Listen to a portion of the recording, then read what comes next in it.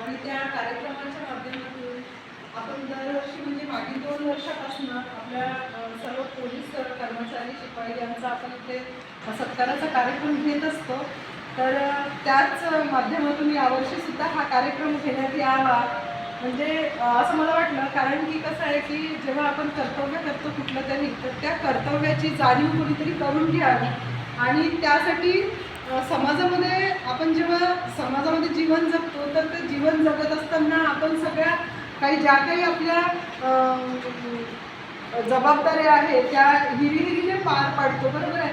तुम्ही सुद्धा या क्षेत्रामध्ये कार्य करत असताना 24 आवर्स तुम्ही सेवा देता आणि परत घरदार सगळं म्हणजे दुर्लक्ष झाल्यासारखं होते आणि समाजासाठी जगतात। तर मला असं वाटतं की जो व्यक्ती समाजासाठी कार्य करत असतो तर त्याचा काही ना काही थोडं ना थोडं समाजाने एक सत्कार रूपामध्ये म्हणा किंवा सन्मान रूपामध्ये थोडं ना थोडं काहीतरी देणं करावं आणि या उद्देशानेच आम्ही हा कार्यक्रम दरवर्षी साजरा करण्याचा प्रयत्न करतो।